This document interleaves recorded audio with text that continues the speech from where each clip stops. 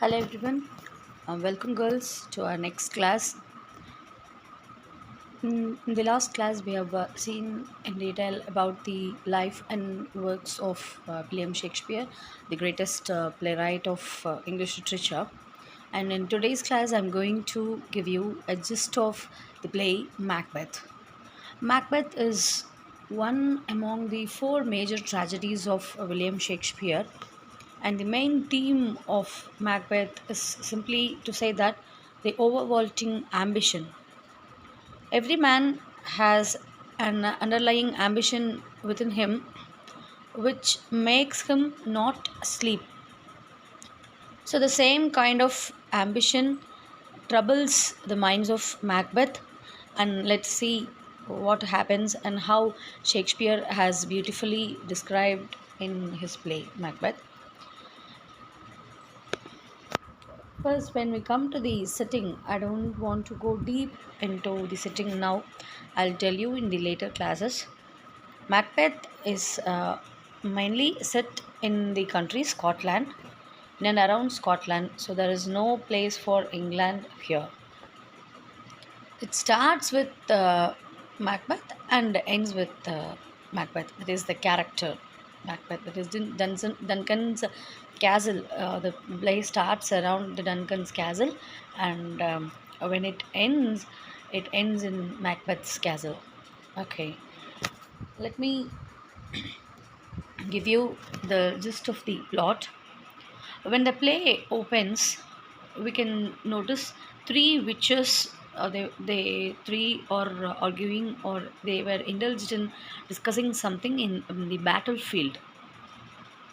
At the same time, King Duncan he hears the news. King Duncan receives the news simultaneously that Macbeth and Banquo, who were the generals of the Scotland army, they fought against the armies of Ireland and Norwegian combination. So they are Ireland and Norwegians. They were going on a tie-up, and they were fighting against the King of Scotland. And these two generals, the friend of the good friends, Macbeth and Banquo, are very good friends. And these two had brought glory to King Duncan by winning the battle. And while on their way return to palace, Macbeth and Banquo they both encounter the three witches, where the three witches give some prophecies about Macbeth and Banquo. And what at first sees Macbeth and tells that Thane of Glamis, that is now he is the Thane of Glamis, he is in the position that is Thane of Glamis, and the second will be next he will be promoted to Thane of Cawdor and King of Scotland. And also the witches prophecy about Banquo, that Banquo's sons will be the future kings of Scotland, and somehow or the other you will never receive any kind of such titles given to Macbeth. Both are somewhat confused in a confused state, and they come back to the palace, and Ross, another general in Scotland army, he arrives with the news that Macbeth was conferred the new title Thane of Cawdor. So Macbeth was overwhelmed with joy that the prophecy has become true. He don't he doesn't know what to do, and he was just enjoying the day. So now Macbeth starts wondering that as the witches made the prophecies, he has become Thane of Cawdor. Okay, and the third one, King of Scotland. How would it be possible? Because King of Scotland already have he has two sons, and the eldest among the two will be crowned, and How could I become the King of Scotland? He was just wondering, and he wants a clarification regarding this doubt, and he writes a letter to his wife, Lady Macbeth. Lady Macbeth, the most cruel lady that Shakespeare has ever portrayed. He has portrayed some cruel ladies in his plays, and the Lady Macbeth is one among them. She is the main source of Macbeth's downfall. She wants her husband to reach the throne, and somehow she starts convincing her husband. At once, Macbeth reaches his house. Lady Macbeth insists her husband to commit a regicide. Regicide means murdering the king. We call it as regicide. So they both devise a plan how to kill Duncan. By They decide that they could call King Duncan for a feast to their palace and um, confiscating a small plan, let them kill Duncan. So they were planning the how abouts of killing King Duncan. At one stage, their plan has been successfully carried out. On seeing the death of father, both the sons of the king, Duncan has two sons. One is Malcolm and another is Donald Bain. They both fly to some other places. Malcolm flies away to England and Donald Bain to Ireland. They were in a fear that whether they would also be killed by some traitors. So now, no other way, and he is the senior most general. Macbeth is the senior most general in the Scotland army, and he opposes that unanimously. Macbeth has been selected as he is to be crowned as the King of Scotland, and the immediate next plan is that Macbeth's friend Banquo, he had acquired some doubts. He is in suspicion about Macbeth's move, and he wants to justify the ways whether Macbeth is going right or not.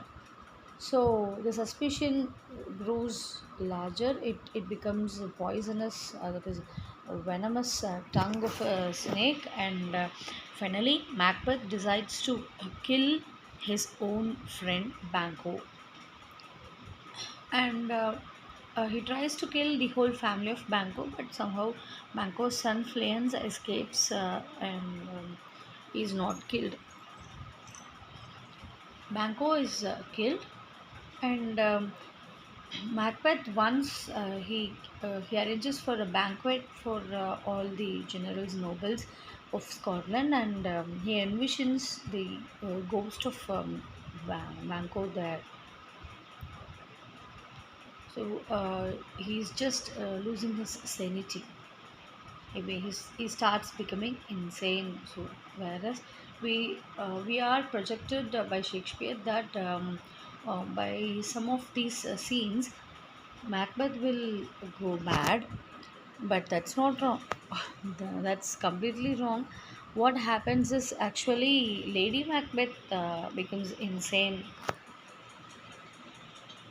Macbeth again he visits the witches, and the witches shows some apparitions. Apparitions means nothing but ghosts. The first apparition is where it looks like an armed headed one, and it wants Macbeth to be very careful on Macduff. Second is a bloody child. Second apparition looks like a bloody child, and it gives a prophecy that no man born out of a woman could kill you. So no man born out of a woman could kill Macbeth. This is the most crucial technique that Shakespeare has followed in his play. So Macbeth he has become extremely happy that no man born out of a woman could kill me. So that is not at all possible. Every man is born out of a woman. So there is no one to kill me, and he is very, very happy. The third apparition is a child with a crown and a tree. So it warns Macbeth that Macbeth will never be defeated until the Burnham Woods walk to Dunsinane Hill. Dunsinane Hill is the place where Macbeth lived. So it's the castle where Macbeth lived. So Macbeth, it tells that the Burnham Woods, that is the forests themselves walk towards Dunsinane Hill. He couldn't be defeated. So this is also not possible because forests can't move from one place to another place. The fourth apparition, it shows the display of eight kings, all resembling Banquo and his ghost. That is the hereditary of Banquo. So finally, Macbeth is very much outraged only because of this sight. But I slightly relieved that Macduff has fled to England to join with Malcolm. So we somewhat relaxed that there is no trouble from Macduff, as the first apparition has mentioned already. So what happens is that while Macbeth is going on in some critical ways, Lady Macbeth has completely become insane, and she herself commits suicide, and this shocks Macbeth very much. And finally, after some confusions and realization of certain characters, Malcolm, Donalbain, and Macduff and Fleance, everyone join hands together, and they plan correctly to kill Macbeth. These prophecies come to be known by Macduff, and he sorts out the plan. And what he does is, that is, one of the important prophecies is that the branch of the forest, the Birnam woods, unless the Birnam woods march towards Dunsinane, Macbeth cannot be killed. So he gives an idea that let all the branches of bigger trees be cut, and let all the soldiers tie these leaves around their body. So when Macbeth sees from a distance, it would appear like as if the forests march towards him. So this would make him somewhat tremble. And the most important one is, no man born out of a woman could kill him. So when this point comes into discussion, everyone is puzzled, and they are thinking about how is that possible. So is there no mood to kill Macbeth? And at the right time, Macduff insists that he is a man not born out of a woman, but he is ripped off from his mother's womb, so that he is not naturally born, he is plucked from his mother's womb. And so I am there to kill Macbeth, and accordingly, Macduff severs Macbeth's head and hands it over to the sons of King Duncan. And finally, Malcolm becomes the rightful, dutiful king of Scotland. This is the short introduction about the plot. So, the main characters, Macbeth and Lady Macbeth, his wife, then Macbeth's friend Banquo, King Duncan, he's the king of Scotland, and Duncan's sons, Malcolm and Donalbain, Macduff, a general. Okay, coming to the major conflicts, who is the protagonist of this play is Macbeth. The antagonist of this play is the same character, Macbeth. So the internal conflict in this play is that Macbeth is very much confused upon the words of the witches, and his overwhelming ambition, that is to become a king and to remain as a king till his death. So this is his major tragic flaw. This internal conflict leads, that is the external conflict is persuaded by his internal conflict. The external conflict is nothing but the war organized by Macduff and other members. Macduff and some of the witches who tell their prophecies. These are the conflicting forces for Macbeth, and Lady Macbeth is one of the major souls who helped her husband to realize his goal by pushing him to commit the murder of King Duncan. Okay, the supernatural forces. So, what is the role of supernatural elements in this play, Macbeth? Is that the very first opening scene? It gives a detailed description about how the witches they discuss or confiscate a plan, and witches are not natural human beings, or not any sort of natural organisms. These witches are one kind of supernatural elements, and the apparitions towards the end of the play we meet some four apparitions, and the king of sorry Ghost of Banco comes appears before Macbeth in the feast arranged by him.